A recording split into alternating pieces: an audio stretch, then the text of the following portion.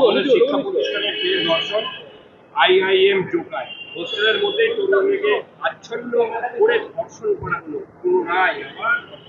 পশ্চিমবাংলার মানুষের আর অপমানের শেষ নেই।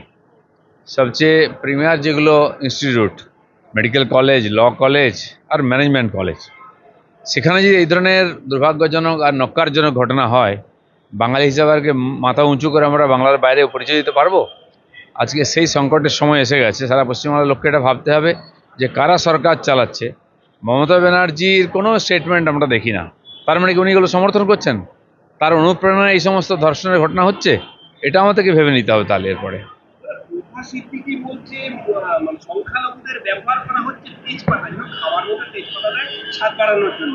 আবার ইব্রাহিম সিদ্দিকী বলছে চায়ের ভাড়ের মতো, মানে চাকে না, আমি বলছি এই যে নেতারা মুসলমানদের, যারা এতদিন মুসলমানদেরকে ঠিকা নিয়েছিলেন, মুসলমানদের ভোটের এরা হচ্ছেন এজেন্ট, টিএমসি, সিপিএম, কংগ্রেসকে বারবার জিতিয়ে নিয়ে এসছেন।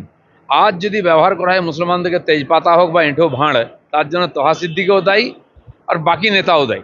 আজ মুসলমানদের প্রশ্ন করা উচিত, নিজেদেরকে তারা মুঘলদের পরম্পরার মনে করেন, উত্তরপুরুষ মনে করেন সেইভাবে, কিন্তু এত ক্রিমিনাল কেন মুসলমানরা? এত অশিক্ষিত কেন? কেন মুসলমানের ভ্যানওয়ালার ছেলেকে ভ্যানওয়ালা হতে হবে, ফলওয়ালার ছেলেকে ফলওয়ালা হতে হবে? কেন তার ডাক্তার, ইঞ্জিনিয়ার, প্রফেসর, লয়ার হবে না কেন? আজকে তহা সিদ্দিকীকে প্রশ্ন করুন, কেন দিদির পায়ের তলায় বসে আপনি একজন পীরজাদা হয়ে তার চামচাগিরি করেন? কেন? আর আজকে কালকেও হয়েছে, আমি যেখানে থাকি ভাঙড়েতে বোমবাজি হচ্ছে, মরছে। কে বোম মারছে আর কে মরছে, কে জেলে যাচ্ছে? সব মুসলমান। তার জন্য বিজেপি দায়ী নেই কমপক্ষে। আর ওই পরিপ্রেক্ষিতে নওশাদ সিদ্দিকী বলছে যে বিজেপির জুজু দেখিয়ে সংখ্যালঘুদের ভোট হাতিয়ে নিচ্ছে। নওশাদ সিদ্দিকী না, নওশাদ সিদ্দিকী কার ভয় দেখিয়েছে? উনিও তো মুসলিমদের ভোটে নিয়েছেন, কিন্তু দুপক্ষই মুসলমানদের মারাচ্ছে। কেউ মরে চলে গেল নিচে, কেউ চলে গেল জেলে। লাভটা কার হচ্ছে? মুসলমানরা এখানে দাওয়ার বোর্ডের মতো ব্যবহার হচ্ছে। আমরা তো বারবার এটাই বলেছি। মোদি কমপক্ষে এটা করেননি, তিনি সবকা সাথ সবকা বিকাশ করেছেন। মোদিজি এখানকার একটি মুসলমান ছেলের জন্য যে স্টাইপেন্ড পাঠান, সেটা ভেঙে দুটুকরো করে দুজনকে দিয়ে মমতা ব্যানার্জি ভোট নেন। ভাবতে হবে মুসলমানদের নিয়ে কি হচ্ছে।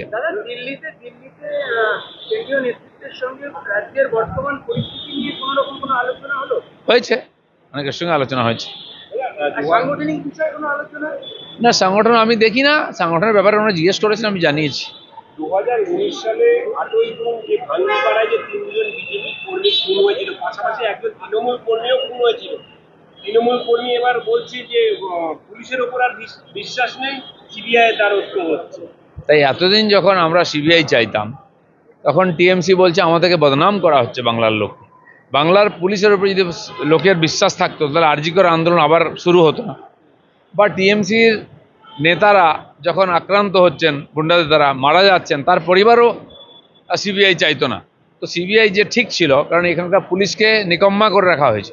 পুলিশরা অযোগ্য এটা আমি বলবো না, অনেক ভালো পুলিশ অফিসার আছেন, পুলিশ কর্মচারীরাও চেষ্টা করছেন, কিন্তু তাদেরকে ব্যবহার করা হচ্ছে রাজনৈতিক স্বার্থে, কাজ করতে দেওয়া হচ্ছে না। চলুন, ধন্যবাদ।